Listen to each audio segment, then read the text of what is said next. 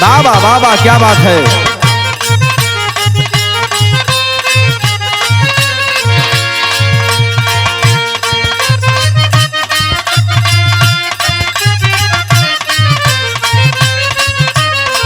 बाबा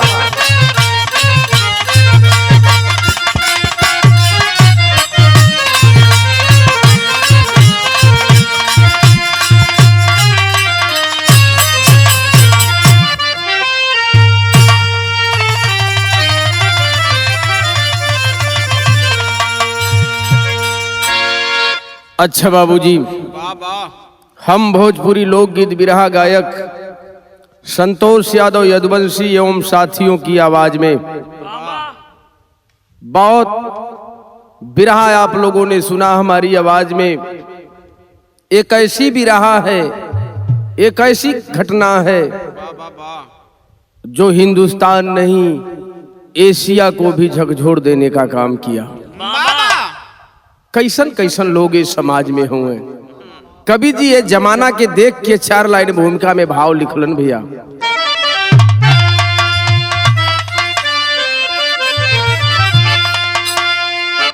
कहता जमाना जवानी जहर है, मगर पीने वालों को जा कर के देखा, खबर ना उन्हें अपने औकात की है। मिली मंचली तो लगाते हैं लेखा, गैया बरू फिर न वापस मिलेगी। अरे बदनाम हो करके बनते हैं नामी, घर से सफर की शुरू होती धंधा, तो भाई दयाराम कब कौन होगा हरामी।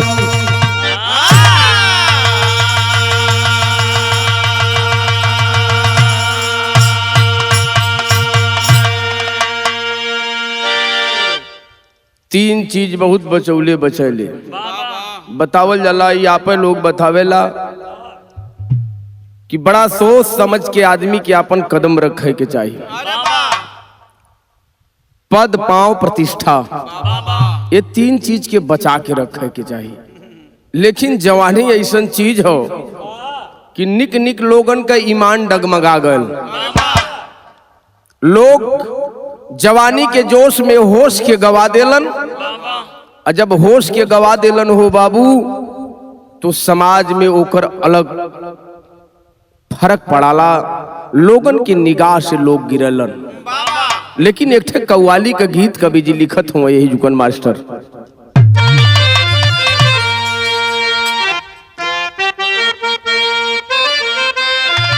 बाबा बाबा, अरे अब मजा नहीं मिलता, अरे अब मजा नहीं मिलता, अरे दूर रह के जीने में।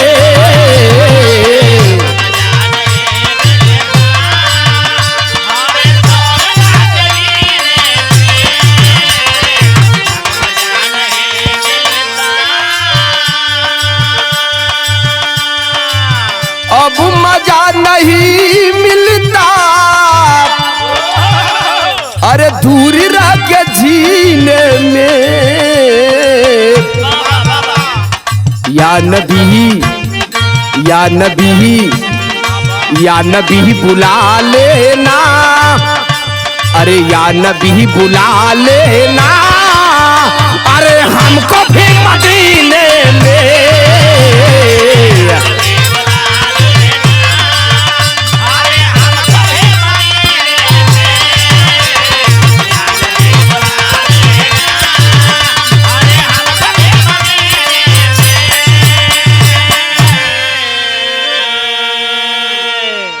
लेकिन कवि जी बिरहा में करोड़ रुपया का बात लिख दलन।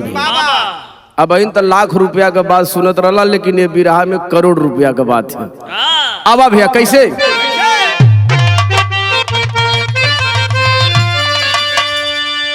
अरे मद भरी जवानी में अरे मद भरी जवानी में अरे जिसने लूटा मस्ती है।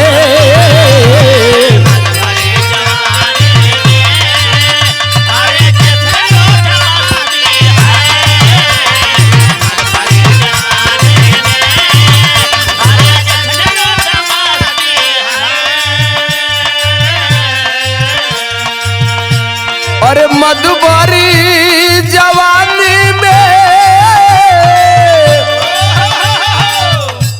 अरे जिसने लूटा मस्ती है।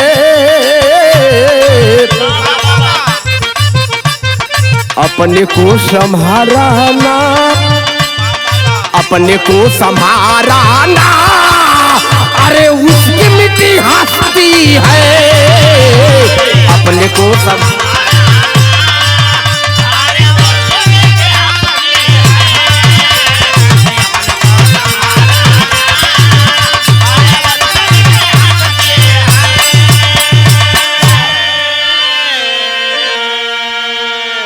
जे अपने आप के ना बचा पौले ओकर कुल बेदीन हो गल, देश से चल गल।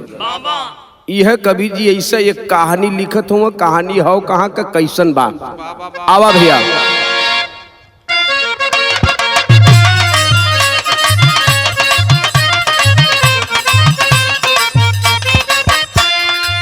इंसान से इंसान की पहचान छूटी है। इंसान से इंसान की पहचान क्यों छूटी, किस्मत पे बैठा रोकर क्यों भाग है फूटी।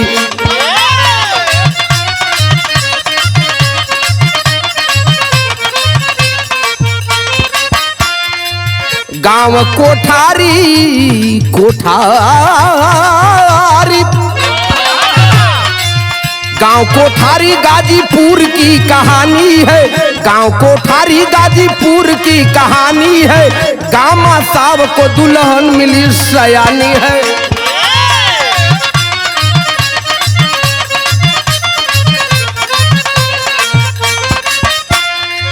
बीता कुछ काल घर में, बीता कुछ काल घर में पैदा दो लाल हुए। बीता कुछ काल घर में पैदा दो लाल हुए।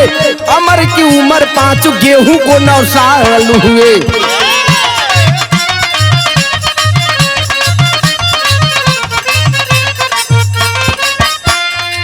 सावघर छोड़ कलकत्ता में कारोबार किए। सावघर छोड़ कलकत्ता में कारोबार किए। छोटा परिवार रहा उनसे सदा प्यार किए।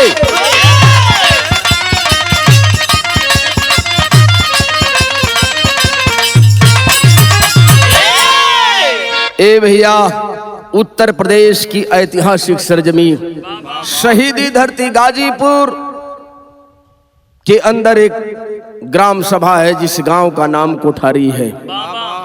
वही कोठारी गांव का रहे वाला गामा साव जेकर शादी विवाह भइल। साव जी बड़ा शरीफ और सज्जन व्यक्ति रहलन, सीधा साधारण व्यक्ति रहलन। शादी भइल, औरत घर में आइल गामा साव के। ओ औरत के तन से 2 गो बेटा पैदा भइलन। बड़के बेटवा का नाम गेहूं बा जौने का उम्र 9 साल बा। छोट बेटा अमर बा जेकर उम्र 5 साल बा। साव जी कहलन एक दिन अपनी औरत से सेठाइन से कि ये सेठाइन परिवार बढ़त बा, 2 गो लड़का हो गइलन, पढ़ाई हो लिखाई हो। अब हम सोचत थिला कि चलब कोनो शहर प्रदेश में बढ़िया कारोबार करब। बनिया जात हो हमन का, हमन नौकरी चाकरी से अच्छा अपने धंधा पर ही विशेष ध्यान देवल जाए तो ठीक हो। गामा साहब कलकत्ता गइलन, कलकत्ता में कारोबार कैलन। कारोबार भयल, कमाई होवे लगल, परिवार में अच्छा हंसा खुशी परिवार से दोनों बेटवा या दुल्हन सब अपन बितावत बा। ए बाबू, लेकिन जब गामा साव जाए लगलन तो उनकर नई नवेली दुल्हन है उसे एक ठे बात कहलन सेठाइन से। बिरहा में गीत लगल।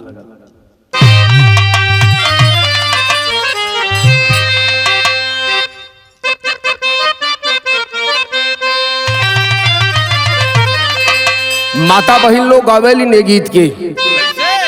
अरे बहुरिया पर मिलावई में, अरे हाई बहुरिया पर मिलावई में सैया ना बेटा हो, बहुरिया पर मिलावई में।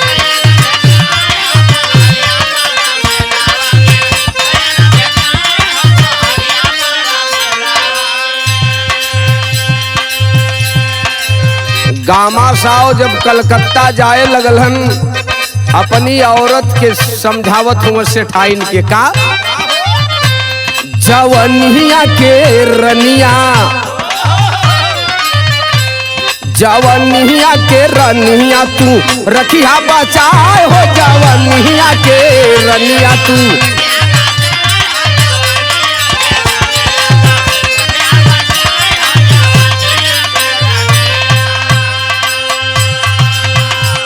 गामा साहब कहलन सेठाइन से कि ये सेठाइन हम जात हैला, देखा गांव में कई किता के लोग हुए, एक तो हमहन का जात बनिया का हो, साधारण से रहा, बढ़िया से रहा, घरवे में रहा, ज्यादा बर बाजार मत करा, नहीं तो कुल करिया उपद्रव तोके देख के। अपने दुल्हनिया के धीरज बधाई रामा,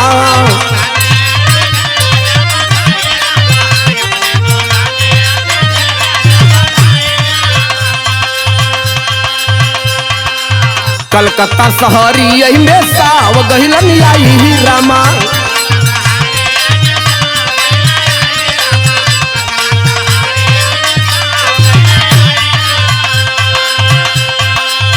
कर कारोबार अपन मनवा लगाए हो, जवनिया के रनिया तू रखिया बचाए हो, जवनिया के रनिया तू।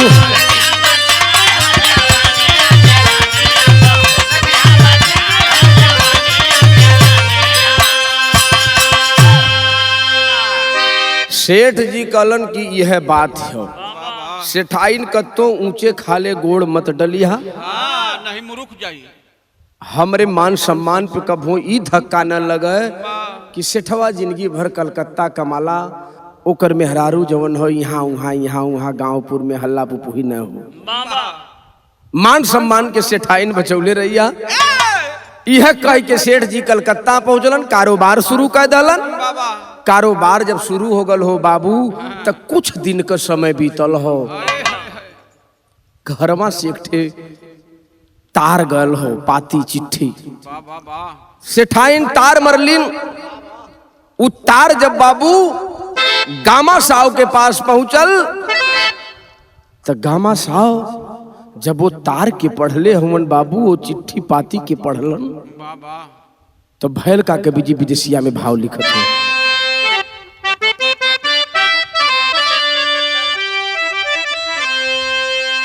अरे दुलही का पति ए बाबू पड़त फाटई छतिया हो, कर सब मन में विचार रे गोसैया। सेठ जी जब वो पाती के पढ़त हुए, तो वो पतिया में लिखल हो कि सुनी के खबरिया बखरी यही में अइले हो, मुहवा से खुले ना बेकार गोसैया।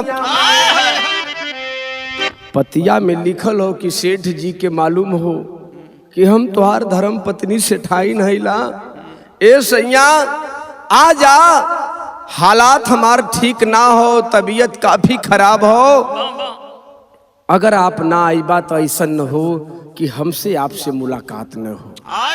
सेठ जी पाती पढ़लन और कलकत्ता से ट्रेन पकड़लन। जब ट्रेन पकड़लन बाबू, त गेहूं मरहीरा वही के घरे अइलन। जब घरे अइलन ए बाबू, तो दोनों लड़का गेहूं और अमर माई के आगे पीछे खेलत हुआ। सेठ का कैलन, गेहूं अमर हीरा वही के ए बाबू गोदिया उठाईली हलब दुलही के देखे बारी हाई बारी रे गोसैया अगल बगल के पड़ोसी सब आई गईल रोव सावया सुवई के आई धारी रे गोसैया। सेठ दोनों लड़कन के गेहूं और अमर के बाबू गोद में उठा ललन, बड़ा दुलार प्यार देत हुए। एक ठे लड़का गेहूं के एक कंधे पर बैठौलन गामा साहब, एक लड़का अमर के एक कंधे पर बैठाए के दुआरे घुमावत हुए। हो बाबू सेठाइन कलिन सेठ हमरो तो कुछ सुनबा, स्थिति ठीक ना हो।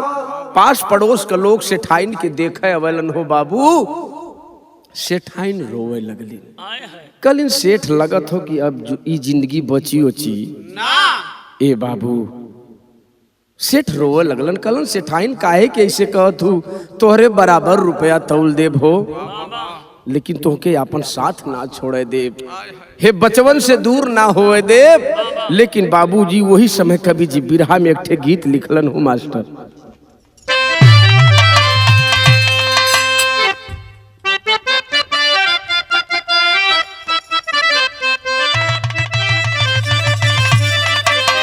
यह गीत बा कि अरे तोह के चढ़ई बे मैया, अरे हई नारियल चुनारिया हो कि गंगा,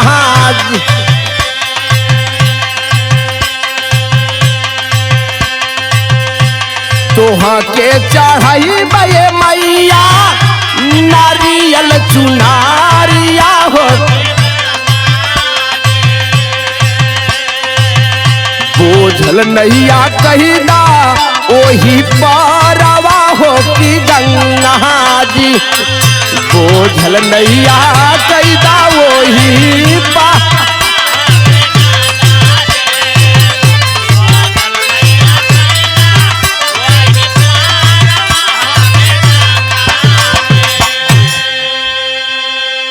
ए बाबू गामा साहब दोनों लड़कवन के लेके सेठाइन की चरपैया पर बैठल हुए। एक ओरिया गेहूं बैठल हो, एक ओरिया अमर बैठल हो। ए बाबू सेठाइन अपने दोनों बचवन के हाथ में सेठ का हथवा पकड़ा देले। कल इन सेठ जी है दोनों लड़का अब तोहरे भरोसे हुए। अब चूंकि हमार अंतरात्मा ये कहत हो कि अब हम ये दुनिया में ना रहब। इतने कहलिन सेठाइन तबले अचानक भयल का बाबू,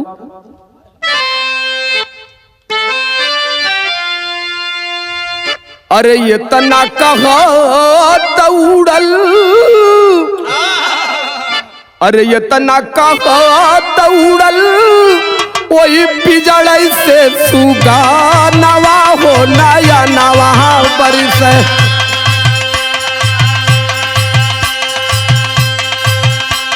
ये तना कहो दौड़ल पिजड़ा से सुगा नवा हो नया नवा, रोव सावा पावना चया नवा हो नया नवा बरस, रोव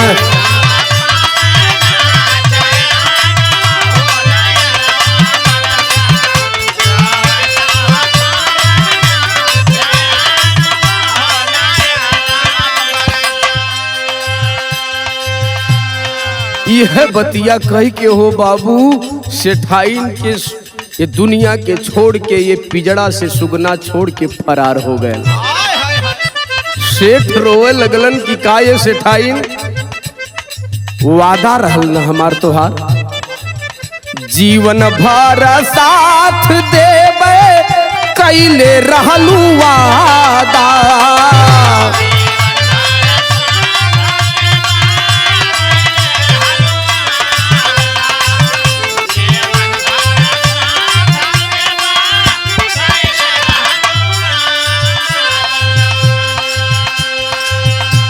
बीचवे डहरिया में पड़ी गईली बाधा,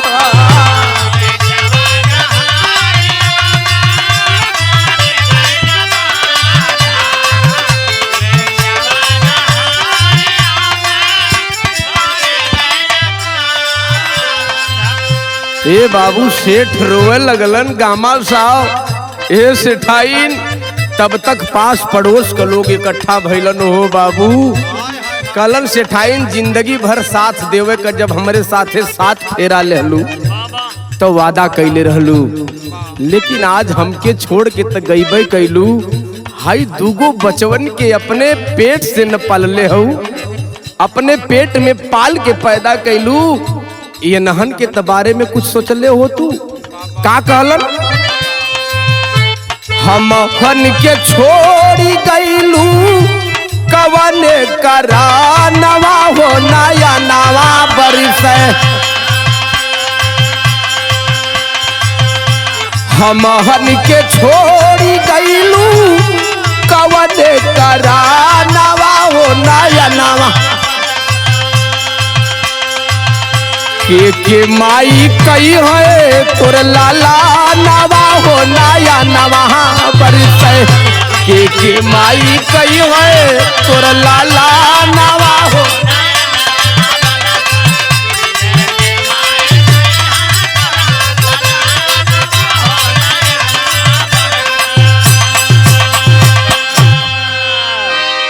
बड़ा लोग समझौलन बुझौलन कि सेठ जी तो दुनिया गरित हो, मालिक का देवल व्यवस्था हो, यह तो सत्य हो।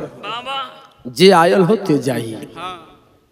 कभो कच्ची फसल कट जाले साहु जी, कभो पकल खेती भी कटैले। ये तो मालिक का देवल व्यवस्था हो। चला भगवान हुए यही में दुगो लड़का धीरे धीरे तुहार अब सयान होत हुए। यही के लेके अपन समय गार लिहा। यह कुल कह के बाबू लोग सेठ के आश्वासन दिलन। सेठ जी अपनी धर्म पत्नी का अंतिम दाह संस्कार कैलन। जब कुछ दिन बीतल, 2 महीना 3 महीना बीतल, तो लोग कहलन कि ये सेठ नात हित संगी साथी सब कहल कि भैया तू तो शहर प्रदेश में कारोबार तोहार हो, कलकत्ता में वहां रह जाइबा। दूगो बचवन के देखी के ए बाबू सेठ जी कलन की भैया चला अब तो हमारे साथ छोड़ के चल गई नहीं, वही में देखब व्यवस्था बनाई। लोग कहलन की नहीं ये सेठ एक ठे काम करते हैं।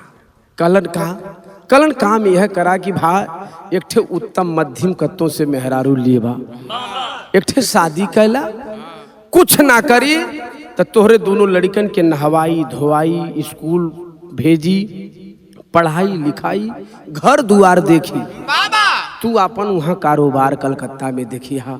ए बाबू लोगन कमबतिया मान के गामा साव कैलन सदिया। जब सदिया कैलन तब वही समय कवि जी बिरहा में एक थे गीत लिखत हो भैया।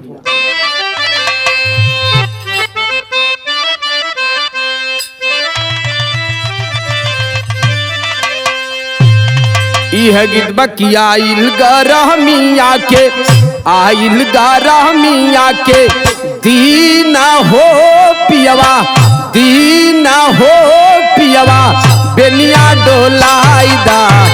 आइल गरहमिया के दीना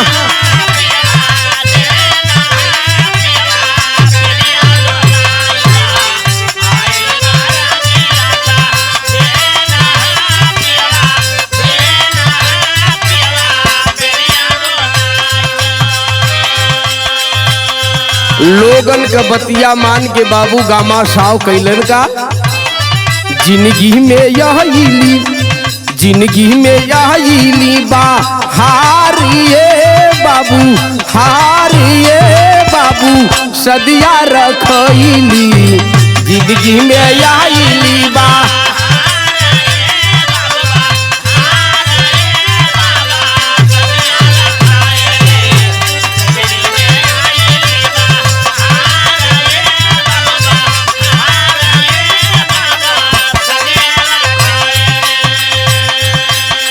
पवलन दुलाही पवलन दुलाही प्यार ये बाबू, प्यार ये बाबू सदिया रखइली। पवलन दुलाही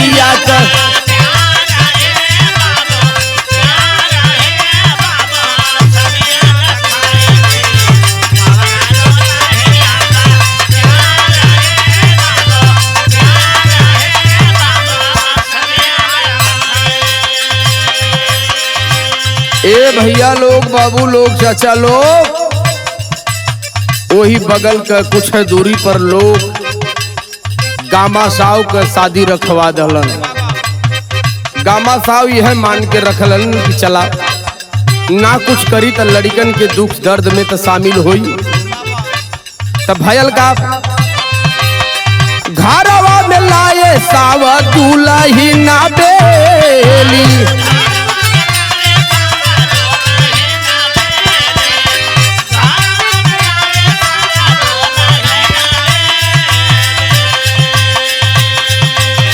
सुखवा से चमकले, सुखवा से चमकले सजली हवेली।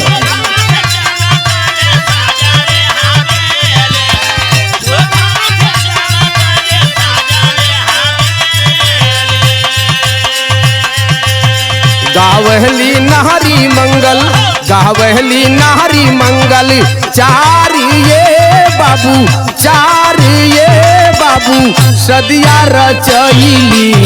गावहली नारी मंगल,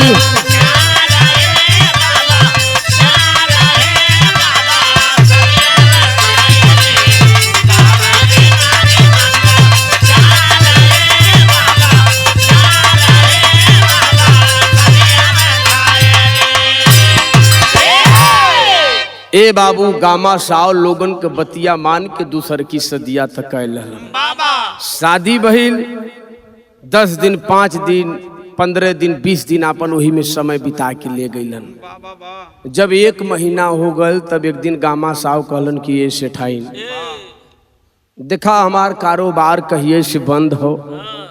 और जब से हमार सेठाइन मरलिन तब से दुकान डलिया बंद कह के आल हिला। अब हमारी इच्छा हो कि तू घर परिवार हाई 2 गो बेटा गेहूं और अमर के यह जनिया कि हम अपने तन से पैदा कैले हिला। तो के रुपया का पैसा का धन का दौलत का कपड़ा हो लत्ता हो कौनो प्रकार का असुविधा महसूस ना होई। ये चिंता मत करिया कि हम ना आइला तो हमके रुपया का कमी पड़ी। जितना रुपया चाहिए तू बताइया हम वहां से जवन कलकत्ता से भेजब। लेकिन हमरे दोनों बचवन के कभो ये ठेस न लगे कि हमार माई ये दुनिया के छोड़ के चल गए। अब हमारे दुनिया में केहू माई ना हो। ए बाबू बड़ा समझावत बुझावत हुआ सेठ। वही समय कभी जी बिरहा शैली में भाव लिखलन बाबू।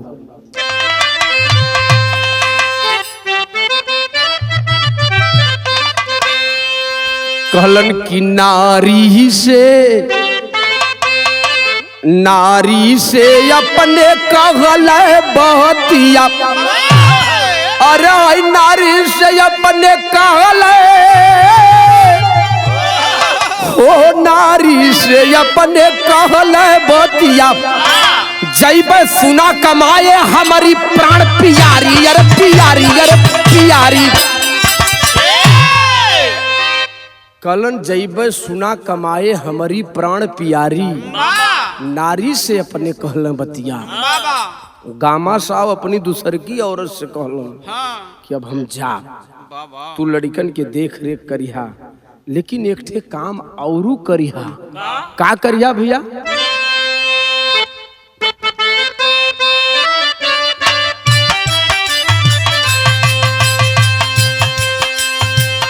सेठ जी सेठाइन से कहत हूँ रखिया जो गाय के है गोरी, रखिया जो गाय के है गोरी। चढ़ली जवानिया हो, चढ़ली जवानिया हो। हमहू कमाए अब जा बजी। ए बाबू सेठ जी कलन की देखा अब हम जात हिला। हमारे जौन पहली औरत रहली आचरण का बहुत सुंदर रहली। तस्वीर उनकर फेस चाहे जैसन रहल, लेकिन गांव में कभो ई ना क्यों कह पौले कि गमवा का मेहरारू गलत है। वो चीज के बचैया। तो हूँ भाई नई नवेली हो, शादी कह के आइल हो, ऐसा न हो जाए कि क्यों तोहरे ऊपर नजर डाले। तब बतावत हूँ का छोड़त कैसे कहलन अपनी गुजारी, अपनी गुजा जब ना कमाबे काव खाबूजी। आज के जमाने में महंगाई के देख के नौकरी चाकरी काम धंधा करही के सेठाइन सेठाइन कहलिन कि सेठ तू चल जाइबा तो हम कैसे रह। कहलन एकदम मन बटोर के रहा। बाटू आजाद गोरी बचवा का करी है हो बचवा का उन्हन के राखी हा तू दाबूजी। गेहूं अमरी रोवे तई के पैरिया बाबू तई के पैरिया हो हमहन का दिनावा खराब जी। सेठाइन के तो समझौलन बुझौलन बाबू, लेकिन कहलन कि ये सेठाइन आई गेहूं अमर दोनों बचवन के देख रेख करिहा। जब जाए लगलन सेठ जी बैगवा लेके हो बाबू, एक पैरवा के गेहूं पकड़ल एक पैरवा के अमर पकड़ल। पापा तू जात हुआ अब हमन के करी पापा के पापा कहब और पापा के करी मम्मी के मम्मी कहब। गामा साहु के आंख में आंसू आगल कलर रे पगला तोहने के ही सेवा खातिर तो ही लोगन के रक्षा खातिर तोहके माई लिया अल्लाह कभो ही महसूस ना होई कि तोहार सौतेली माई हो। रोवे लगलन कि पापा काहे के जात हुआ कुछ दिन रह जा ए बाबू। रोवे लगलन दोनों लड़का गामा साव दोनों लड़कन से पैर छोड़ा के अपनी औरत के हाथ में थमा के गामा साव बैग लेके चल गए। जब चल गए बाबू वही समय कवि जी बिरहा में एक गीत लिखत हो भैल का।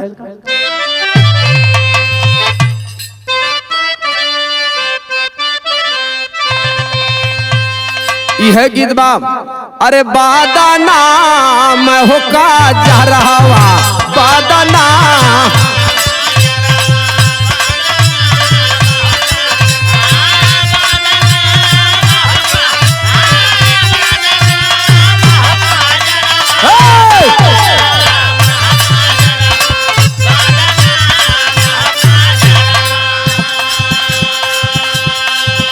बिरहा सुनने वाला भैया लोग बाबू लोग चाचा लोग गौर करिहा यही जगह जब सेठ कलकत्ता चल गईलन अभी से ठैनिया का करे दोनों लड़कन के पहिरा ओढ़ा नहा खिया के स्कूले भेज दे। जब दोनों लड़कवा स्कूल चल जा गेहूं और अमर तो अपने खूब बढ़िया से नहा के धो के रोज समल्ला हफ्ता में 3-3 साड़ी नई निकाले खूब बढ़िया साड़ी पहन के झाड़ के काजर लिपस्टिक जवन भी श्रृंगार हो पूरा लगा के वही दुआरी पे बैठे जे रस्ते से जात कह हाँ अरे भैया तो सेठवा दूसर की बार लहाल हल जनवा मार हो या नरवा जनवा मार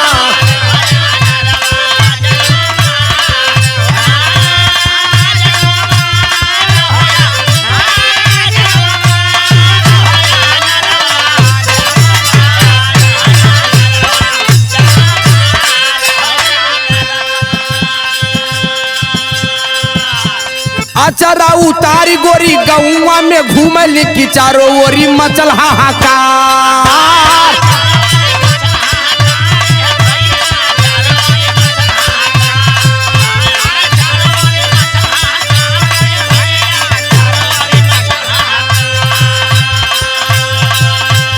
हबीब पड़ोसिया से लड़ली नजरिया हबीब पड़ोसिया से लड़ली नजरिया हो गई धीरे धीरे प्यार होया नरवा जनवा मार होया नरवा।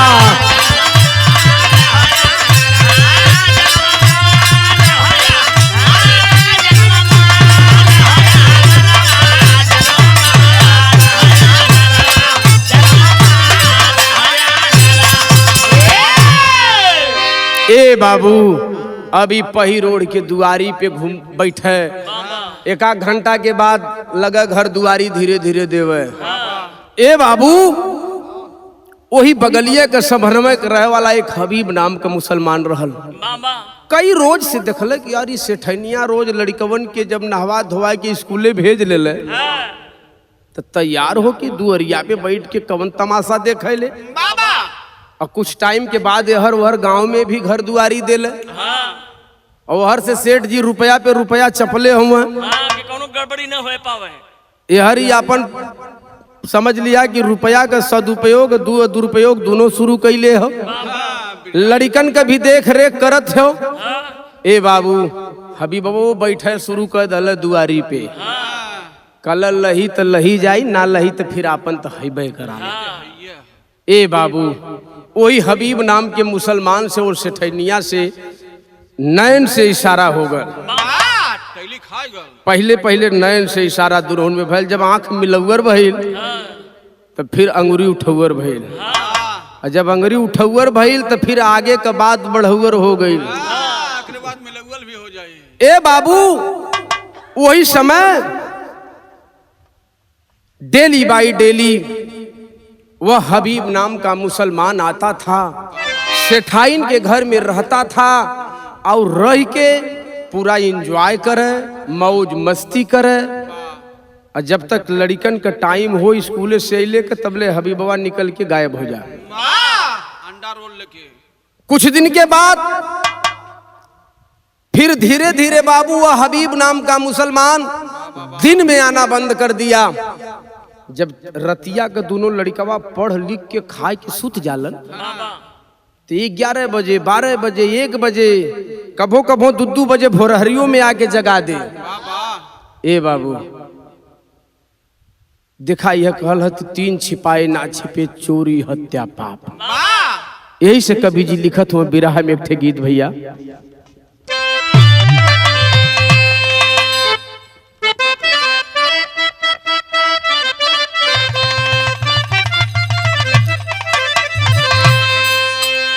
मौसमी गीत हो एके आज भी माता बहन लोग गावे ले। कैसे मास्टर? अरे अंगूठी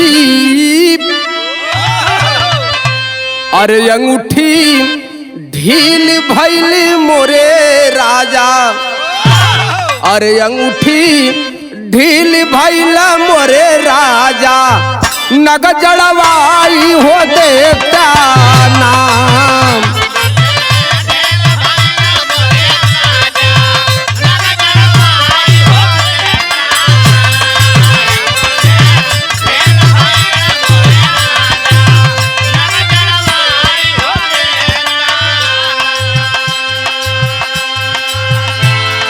इसे ठैनिया रोज गेहूं के अमर के हो बाबू खिया पिया के सुता देले।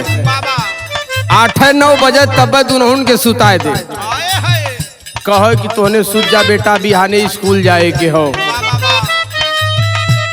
और जब ये सब एक कोठरी में सुत जाए तो राती का हबीबवा आए के रात भर अपन जौन कोचिंग करावे सेठाइन के साथे रहे। लेकिन 3 बतौली है कि 3 छिपाए ना छिपे चोरी हत्या पाप। एक दिन भयल का चोरिया छिप न कबहू पाई। चोरिया छिप न कबहू पाई। चोर धराई हो जाई ना।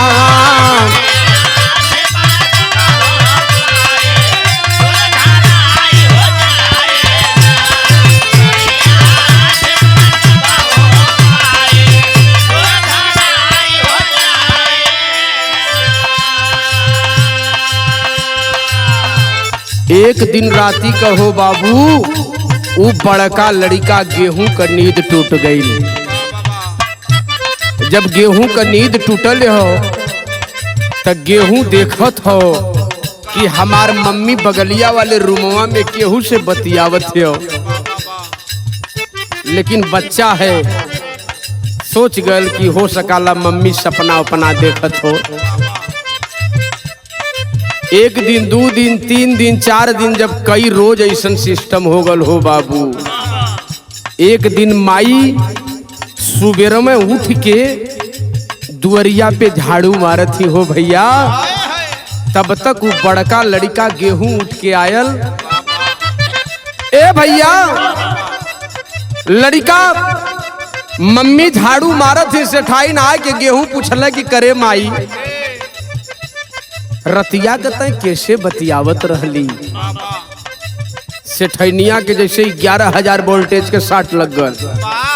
कहल एकर नींद टूट गई रहल का, जानत हो का?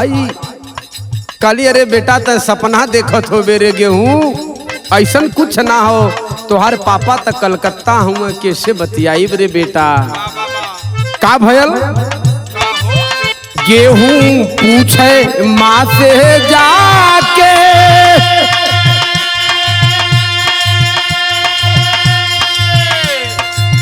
गेहूं पूछे माँ से जाके, रहता कौन है घर में आके।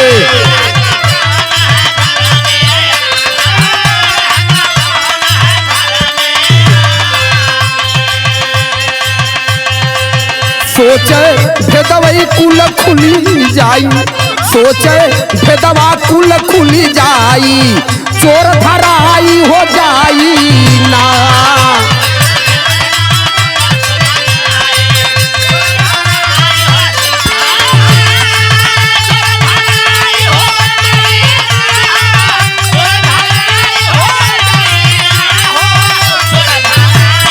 बाबा बाबा क्या बात है।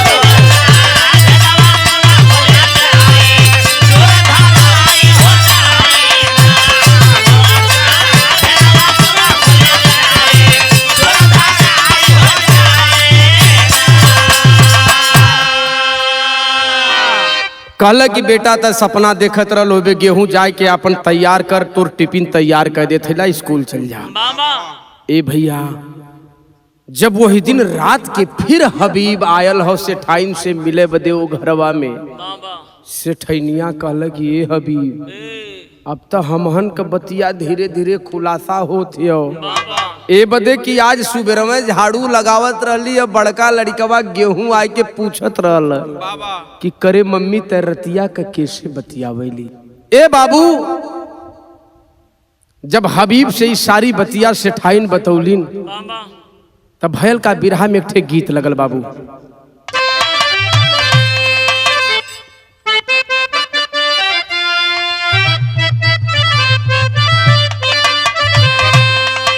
यह गीत बा कि सुना सुना भैया,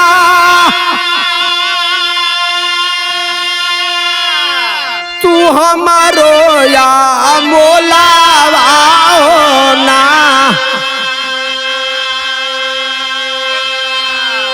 ए भैया आवत बाटे राजा कै धावा ना हो ना।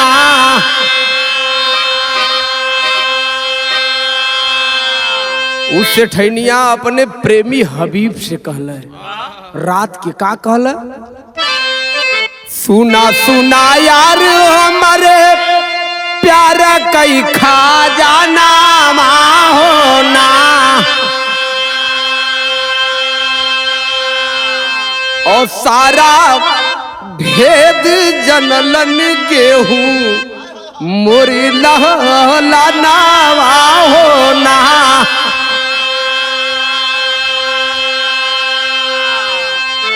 बतावत रतिया का हबीब से सेठैनिया किए सेठ, ए हबीब, कुल बतिया हमार लड़कवा गेहूं सुनत हो बड़की, बड़का लड़कवा रोज रतिया में हमहन का बतिया सुनाला। अगर काश सेठ से बता दे न तो बड़ी दुर्दशा हमार हुई। बतावत है का कि अगर रही जियत, अगर राही जियत होई भारी बादा नामिया।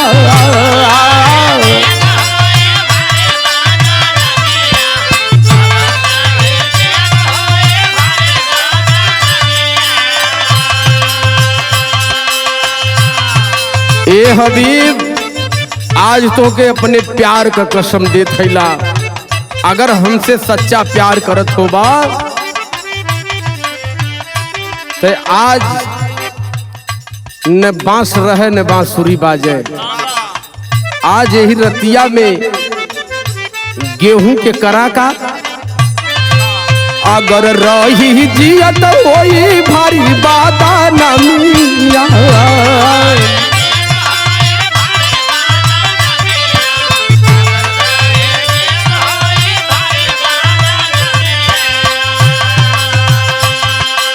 आज नहीं बच पावे रात के हरमिया।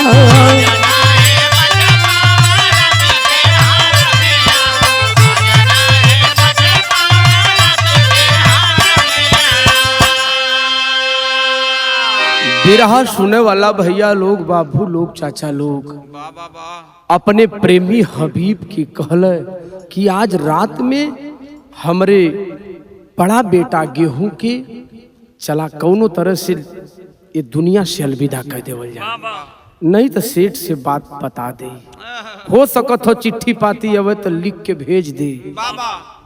हबीब तैयार हो जाता है बाबू, और उससे ठाइन हबीब मिल के रतिया में कैलन का दब सुताले में पापीन, अरे दब सुताले में हाई पापी नगारा दाना ना।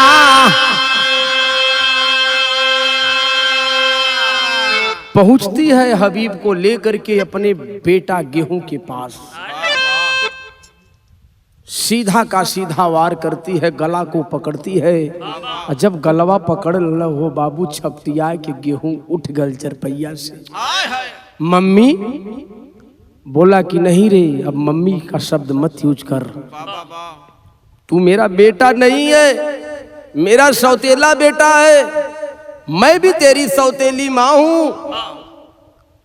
कल अरे हाई तो बगलिया में हबीब चाचा हुआ न मम्मी, कैलन का दब सुतले में हाई पापी नगारा दाना ना।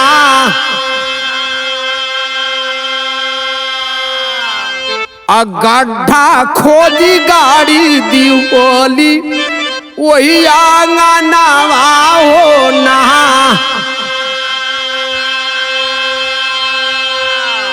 ए बाबू गला के दबा के पापिन जब अपने बड़ा मैभा बेटा गेहूं का प्राण ले लल हो बाबू, गेहूं छपटिया तो मम्मी ऐसन काहे करत हूँ, हम कुछो ना सुनले हैला मम्मी, कवन दोष हो रे मम्मी, बरसे तने न पूछ देहली रे मम्मी की रतिया के तय कैसे बतियावत रहली।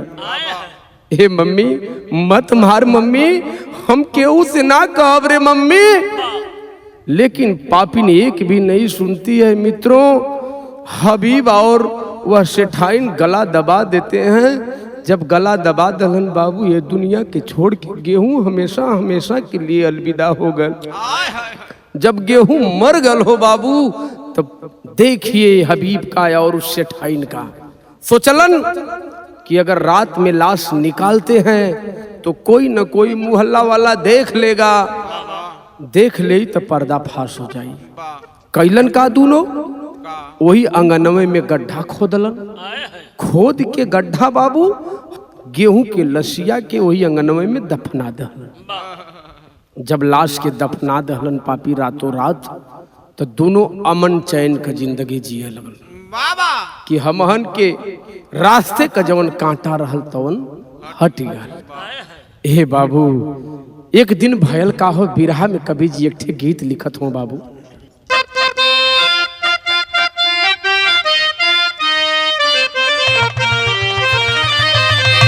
यह गीत बाकी बिया कहे बेड़ी हाई जानी काटी आए बाबा, निबिया चिरैयन के बसेर हो।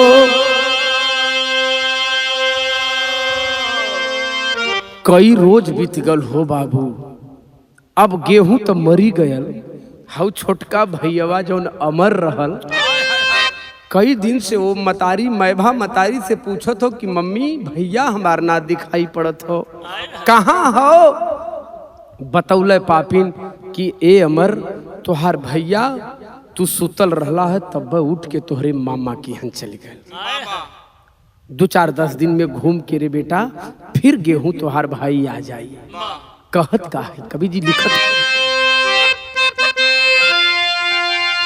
अरे पूछ हमारी जाके वही मैं बाके सामानावा कहाँ गेहूं बिराना हमारी हो।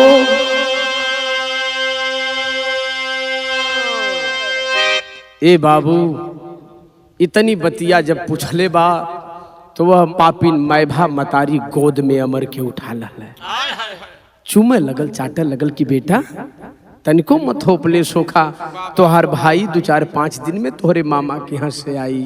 भायल का हो अम्मू हवा के चुमी पापिन गोदिया उठवली।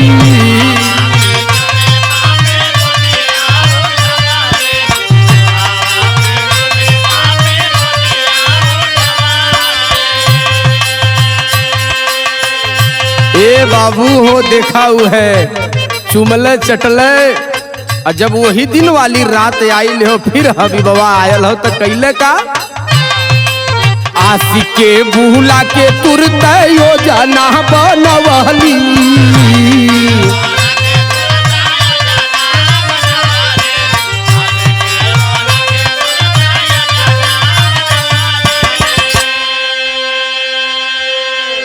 जब वह दिन वाली रात में बाबू वो हबीब आयल हो तो सेठैनिया कहल कि ये हबीब एक ठे तक कांटा हट गल लेकिन दूसर का कांटा तैयार हो गल। कहल का भल, कहल कि अब 2-3 दिन से ये हमारा वो रटले हो कि भैया कहाँ हो, मम्मी भैया कहाँ हो। बड़ा समझावत बुझावत हैला हबीब, लगत हो कि बात पची ना खुल जाई। हबीबवा कहल कि तू एकर चिंता का कैले है रे सेठाइन, अगर तय कह दे तो हमें दुनिया में केहू के जिंदा ना छोड़ो, लेकिन तोहके छोड़ के हम कतो ना जा सकी। ए बाबू कैले कहा हबीब और सेठाइन मिलके, अरे अमर कह काटे दोनों मिली गारा दानावा। उठाता है कटार, हबीब जब कटार उठौले हो बाबू सेठाइन के साथ में लहले, जौने रूमवा में अमर सोवल हो भैया वही रूम में कटार लेके पापिन पहुंचल हो। ए भैया जब कटार बाबूजी वो सेठाइन अमर के गला के दबौले, वो चारपाई पे जब अमर लेटल हो और वो हबीब नाम का मुसलमान कटार को गले पर रख देता है, उतने में बाबू अमर का निधिया टूट गई। कल रे मम्मी इतनी रात के तू का करत थी, हमार गलवा काहे के दबावत थी रे मम्मी।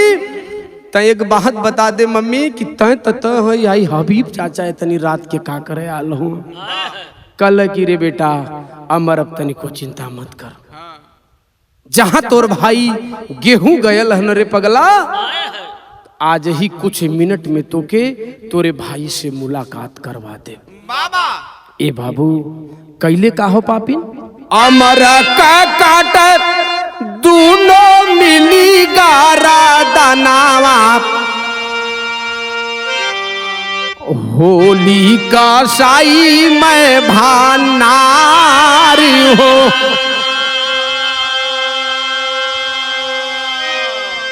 बाबूजी जब काटे लगल गर्दनमा, बाबूजी उठ गया वह अमर, अमर उठ के लगल वही रूमवा में दौड़े हो बाबू, खन में माई के अचरवा के पकड़े, खन में हबीब चाचा की लुंगिया के पकड़ ले हो कि चाचा काहे के मारत हुआ, मम्मी काहे के मारत है। ए बाबू एक भी ना सुनलन पापी, सर और धड़ को अलग कर देते हैं। जब सर धड़ अलग हो गल तो सोच गई लू सेठाइन और हबीब कि एके भी रात में ले जाब ठीक ना हो। जहां गेहूं के काट के गड़ले हिला आंगनवा में, वही जगह अमर के भी गाड़ दा। हमहन के जिंदगी का, हमहन के प्यार का जौन रोड़ा हो हमेशा हमेशा के लिए आजाद हो जाई। बाबूजी 2 दिन 4 दिन जब बीतल हो वही समय से ठैनिया एक ठे पाती लिखत हो, चिट्ठी लिखत हो सेठ जी के नाम पे, गामा साव के नाम पर लिखले है पतिया में। का भैया पहपट में भाव,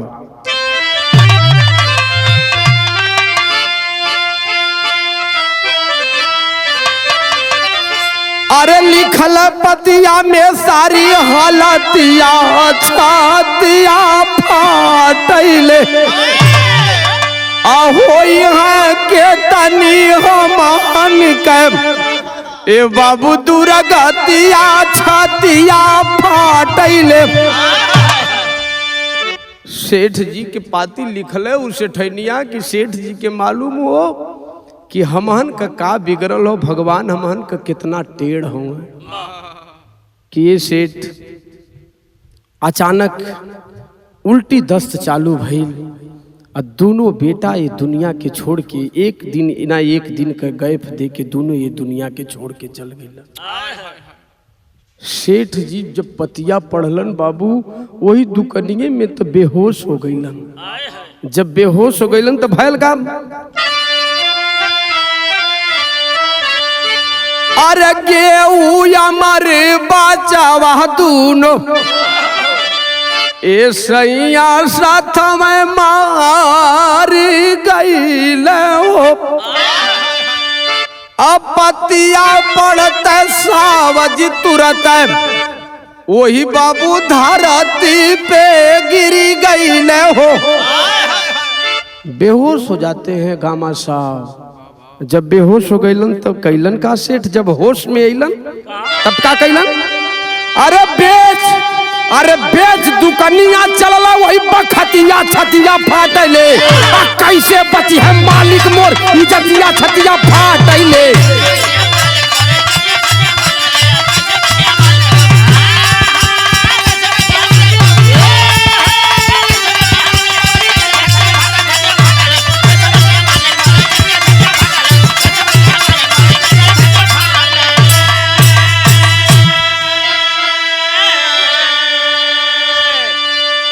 जब होश हुआ सेठ गामा सेठ को, अगल बगल जे भी रहल लोग पानी उनी का छिटकारा मरलन, सेठ जी होश में अइलन।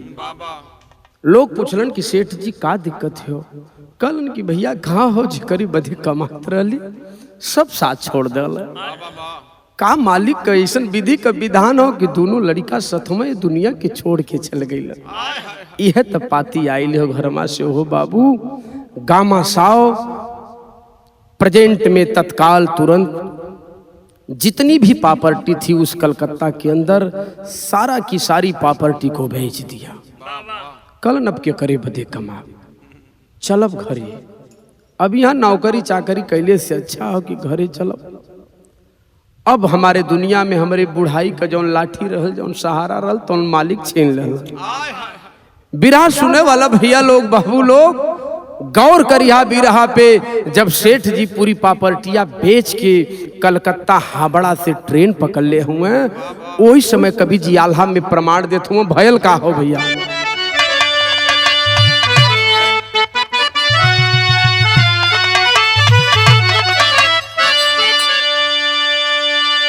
अरे ट्रेन में सवार होई के, अरे ट्रेन पे सवार होई के, अरे सेठ जब चललन बाबू लगा एक चाई पीछे में से ठगारी। ए भैया जब पूरी प्रॉपर्टियां गामा साव बेच दहलन, वही बगलिए के एक ठे चाई रहल। कहला यार सेठवा पूरी प्रॉपर्टी बेच दहल, बड़ी मोट रकम आज बैग में भर ले हो और घरे जात हो। जौने ट्रेनिया में गामा साव सवार भइलन भैया, वही ट्रेनवा में उ चैयों सवार हो गए। भयल का पूरी रेहलिए में नहीं, पूरी रेहलिए में नहीं, घात लग पवलन बाबू पीछे पीछे चोर आया गौई रे माझारी। जौने ट्रेन में जौने डब्बा में गामा साहब बैठल हुए वही डब्बा में उ चैयों बैठ गए। देखा ये भैया बिरहा मोड़ ले हो, घात लगावत हो कि कब मौका पाई कि सेठ का बैगवे लेके भाग जाएंगे। यह करे करे में बाबू ट्रेन बनारस कैंट स्टेशन पर आ गई। जब बनारस कैंट पर आई हो घात ना लग पौले वो चैयवा के। सेठ जी उतर के जब प्लेटफार्म से बाहर अलन हो बाबू, जौने बसिया में गाजीपुर डिपो में गामा साव सवार भइलन वही बसिया में उच्चयों सवार भयल। अइलह बखारी पे अइलह बखारी पे रोवले गुजरिया सैया।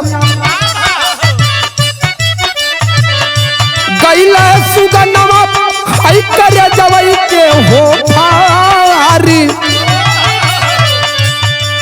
अब तो सेठ जी चौखटवे पर पहुंचल हुए, उस सेठनिया पकड़ के सेठ के रोए लगल कि ये सैया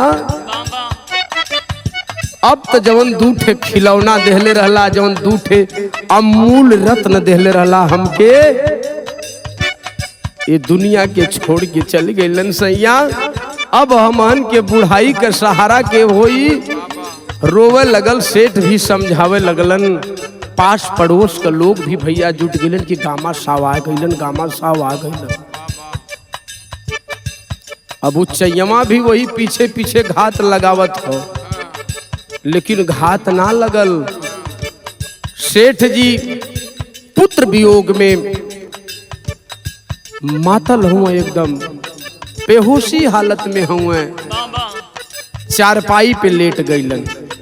जब चारपैया पर लेट गइलन वही समय बाबू उच्चयमा घात पौले हो। जब घात लगौले तो कैले का चाई बजरंगी छिपे, चाई बजरंगी छिपे खटिया के नीचे में बाबू। हबी बस का है गोरी पतिया रे तीखारी। मौका पाए के उच्चयमा का नाम बजरंगी यादव रहल। वो बजरंगी यादव मौका पौले, जौने चारपैया पर बाबू गामा साव सुतल हुए वही चारपैया के नीचवा रात के अंधेरा हुए वो बजरंगी चाई भी घुस गए। लेकिन प्रमाण मिला साथियों, जौने समय गामा साव घर में प्रवेश कैलन वो समय भी सेठैनिया के साथे वो हबीब नाम का मुसलमान घरवे में रहल। लेकिन सेठ जी पुत्र शोक में हुए बाबू। पास पड़ोस के लोग अंधेरा हो गए हो अइलन गइलन, लेकिन भयल का होई गईली रात हमरे, होई गईली रात हमरे घर में से चली जा तू हई। थकल रहल सो सूत पौवा हो पासारी। हबीबवा से उ कहल से ठैनिया कि ए हबीब अब हमार पति सुत गल हो, मौका अच्छा है तू निकला और बाहर चल जा। हबीबवा कहल कि करे दू ठे लड़कन के हमरे समहन में कटवा देली, हम ही से कटवौली अपनहू कटली, यही अंगनवा में खोद के गड़वा देली। आज अपने मर्द के पाए गईली तो कहती कि घरे में से निकल जा। ए भैया कल ना ही निकल जा, नहीं तो सेठ जाग जाई है तो हमार बड़ी दुर्दशा हुई। कहेला हबीब हमना, कहेला हबीब हमना घर में से जाई बाबू।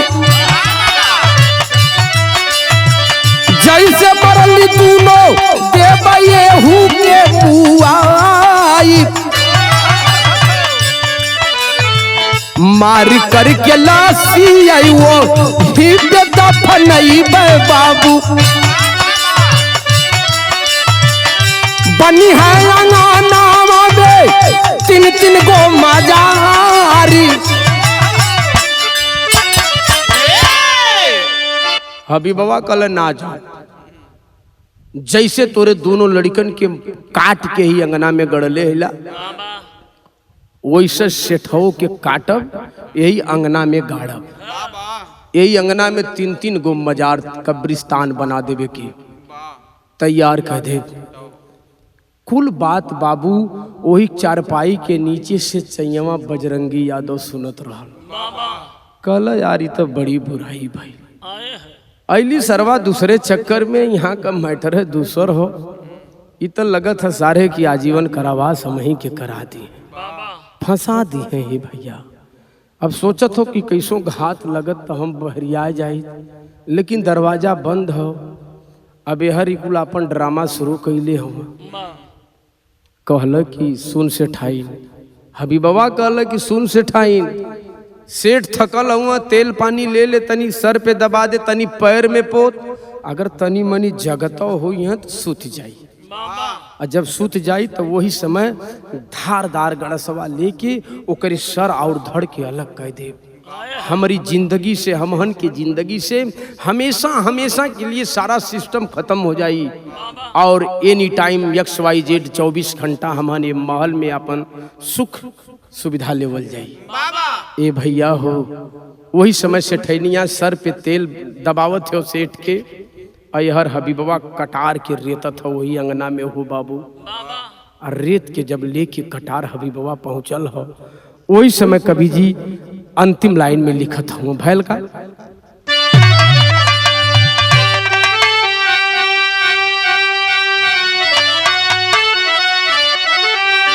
बजरंगी यादव को और बढ़ाया, आये बने करनी पे पछताया। अब पाया पैसा ना खजाना वहां सोचेला चोरवा।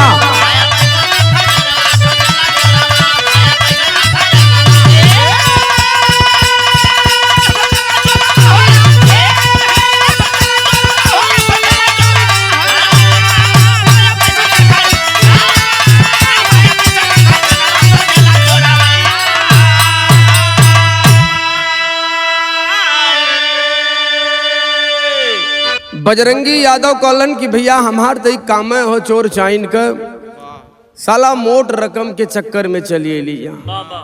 यहाँ का मैटर दूसर हो।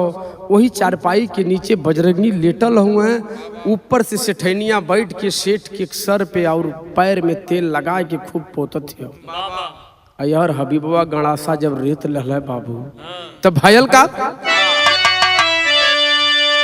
हाथ में गड़ासा तुरंत हबीब लिया उठाई, मारे चाहे साव के पापी अपने गाया मराई। जब वही हबीब वहां चारपाई के पास खड़ा हो के बाबू गड़ासा सेठ के गर्दना पर चलावा जाता हो, वही समय उच्चैया बजरंगी यादव वही चारपाई के नीचे से पैर पकड़ के खींच लहल। जब खींच लहल तो हबीबवा गड़ासा लेके पीछे में गिर गल। जब गिर गल तो ये सेठैनिया भी चारपाई से उतर गिल के रे साला हमन तो दू जने रहबे कैली है, एमे तीसरका एक ठे कहाँ से आ गल। लेके हर जाई का जनवा सोचेला चोरवा। कहला कि सरऊ तू हमरे चक्कर में हुआ कि अहिरे कहो लड़का के या चाई हो चोर होई एके बजा देबा, अहिरे के बजा देबा तू। वह गड़ासा ले के बाबू सेठाइन के सर और धड़ के अलग कैले। और वो तने में बाबू गामा साव का निधिया टूट गई। जब निधिया टूट गई तब तक गड़ासा उठाया वह बाबू बजरंगी यादव और वो हबीब नाम के मुसलमान के भी सर और धड़ के अलग कर डाला। खून खून कह के बाबू वो गामा साव चिल्लाए लगलन, दरवाजा खोलन, पास पड़ोस का लोग जुटलन तो भैल का शोर हुआ। गौवा में पहुंचा तुरंत थानेदार, देखा दरोगा आंगन में बस साव के लसिया चार। मार के खाड़ा बा सामानमा सोचेला चोरवा। साव कहलन कि तू के हुआ भैया? कल कि हम बजरंगी यादव चाई हैला। जब तू कलकत्ता से पूरी प्रॉपर्टी बेच के चल रहा तो वही के चक्कर में हम यहाँ ले आ गए। घात ना लग पौले सेठ जी की ट्रेन में बैग लेके तुहार भग जाई या डिपो से लेके भग जाई, रास्ते में भी घात ना लग पौले। जब रात के तू घरे में लेटला तो वही चारपाई के नीचे हमहू मौका लगा के घुस गई कि अगर रात में मौका मिली तो तुहार बैगवा लेके भाग जा। लेकिन यहाँ का लीला सेठ जी जानत ना हो बा। हाउ जौन दोनों लड़कवा तो हर मरल हुआ ना, वो ऐसे ना मरल हुआ हो सेठ जी। पूरी बतिया हम सुनली है यही चरपैयवा के नीचवा से। ये दोनों अपने प्यार में तोहरे दोनों बेटवन का हत्या कई के ही अंगनवा में गड़ले हुए। न विश्वास हो तो फावड़ा लीवा, अब खोद के वो दोनों लसिया यही अंगनवा में से हम निकाला। तब तक किसी ने सूचना दिया थानेदार को। दरोगा साहब मैं फोर्स के साथ पहुंचे। तब तक वह चाई बजरंगी यादव आंगन से दोनों बच्चों की लाश को निकाल चुका था। बच्चों के अंदर कुछ मांस थी, कुछ लोथड़ा था, कुछ हड्डियां बची थी। लेकिन बाबू जब गामा साव देखलन, पकड़ के चाई बजरंगी यादव के रोवे लगलन कि भैया अगर तू ना होता तो हम इहो ना जान पाई कि हमार दोनों बचवा कहाँ हुए। ई तो बस इतने बतौले कि सैया दोनों लड़का ये दुनिया के छोड़ के चल गई। तब तक दरोगा साहब मैं फोर्स के साथ पहुंचे और जब पहुंचल हुआ दरोगा साहब तो अंगना में जब चार चार गो लाश दिखलन हो बाबू, तो वही समय बजरंगी यादव चैयवा के और सेठ जी के दोनों लोगन के पकड़ के ले गईलन थाने पर। और वह चारों की चारों लाशें पोस्टमार्टम हाउस पहुंची। जब पोस्टमार्टम हाउस पहुंचल हो तो बाबूजी जब कोर्ट में पेशी होती है चाई बजरंगी यादव का, तो जज साहब ने यही कहा कि आज तू बजरंगी साफ साफ बता दे कि तू कौन है। अगर सत्य बता दिया तो इस कोर्ट में आज मैं तुझे 10,000 रुपया इनाम देने का काम करूंगा। बजरंगी हाथ जोड़ के खड़ा भइलन कटघरा में कि माई बाबू हमार नाम बजरंगी यादव हो, हम मूल निवासी हैला कलकत्ता का। हमार काम हुए चाई के, केहू का पर्स मार लेला, केहू का झोला छोड़ लेला, केहू का घड़ी छोड़ लेला, केहू का साइकिल छोड़ लेला। यही से हमारे परिवार का पालन पोषण होला। कल आखिर बताओ या कैसे तूने हत्या किया? तू तो 302 का मुलजिम है रे। कल साहब हैला 302 का मुलजिम जरूर हैला, लेकिन साहब हाई 2 गो बचवन के जवन ई कुल मार दहलन। एकरे वजह से हम साहब जब रात भर पूरी बात के सुन लेली तो हमारे समझ में आयल कि कुल सेठ के भी मार दी। और जब सेठ मर जाई हैं तो हमके साहब ई कुल फंसा दी है रतिये में कि यह जवन है सेठ का हत्या कैले। तो सेठ के बचावे में हो साहब हम हबीबों के मार देली, हम सेठनियों के मार देली। और दोनों लड़कन का लाशों साहब अंगना से खोद के निकाल देली। बाबूजी उसी जगह कोर्ट में मौजूद सभी आला अधिकारी थे और जज साहब ने 10,000 रुपया पुरस्कार देने का काम बजरंगी यादव को किया। वही समय भैल का भैया 10,000 इनाम दिए, सच्ची सच्ची बात बताया, सजा मुक्त हो गया चोर तब साव के पजरे आया। थैला साव जी चारा नामा सोचेला चोरावा।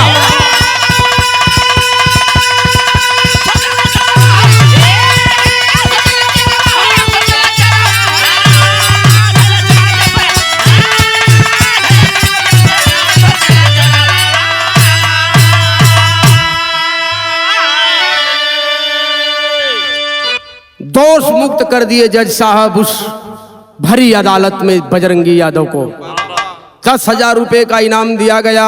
जब 10,000 रुपया का इनाम बजरंगी यादव पौले तो कहला कि चला ना ढेर कुछ लहल तो कुछ तो लहल। और 2 कतलो अपने हाथे कर ले ली। अब हमार हाथ भी साफ हो गए और 10,000 लेके जब चले लगल बाबू, तब बाबू गामा साव पैरवा के पकड़ ल कलन कि भैया अब कहाँ जात हुआ, तोहरे कृपा ना रहल हो तो हम आज धरती पर जिंदा ना हुई। तो भाई अब जा मत कतो, अब रहा हमरे सथ में, अब हमारे दुनिया में केहू ना हो। लड़कन के दुनहुन के ऊ पापिन मार दहल, निक रहल चाहे खराब रहल ओके तू मार दहला से ठैनिया के।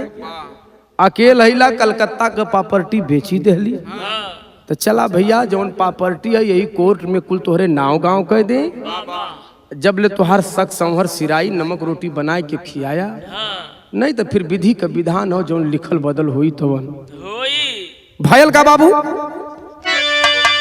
सारी दौलत ले लो मेरी, यहाँ कौन है मेरा, कलन की अब हमारे दुनिया में क्यों ना।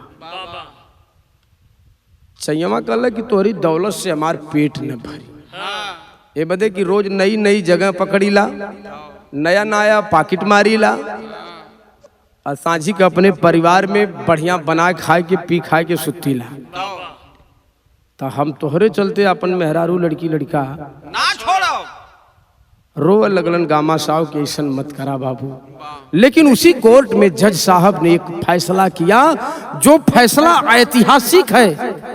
हम नहीं आप नहीं, एशिया का सबसे बड़ा ग्राम सभा बनाया गया उन दोनों बच्चों के नाम से, गेहूं और अमर के नाम से बनल का गाजीपुर में। सारी दौलत ले लो मेरी, यहाँ कौन है मेरा, गेहूं अमर के नाम से गहमर गाजीपुर में डेरा, और सुंदर गहमर स्टेशन आवाज सोचेला चोरावा।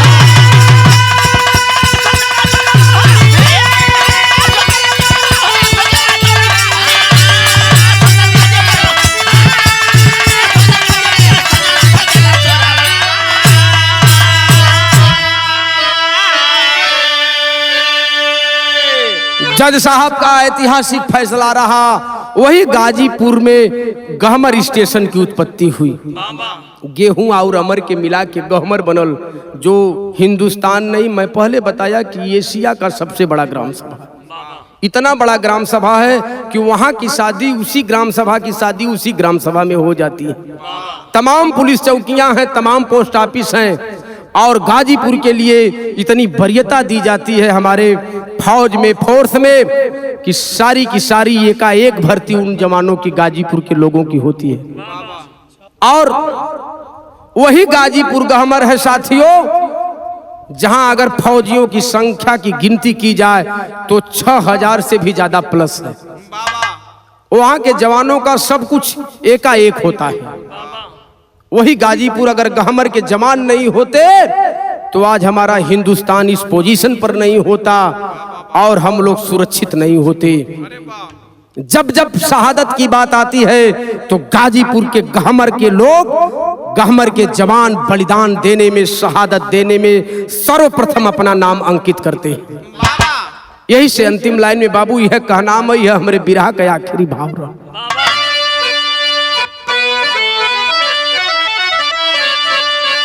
साधु नटखट राम आधार, पति राम सुखई सोचे, दिन कर कभी भी दया राम केहू नया सिया पोछई हो।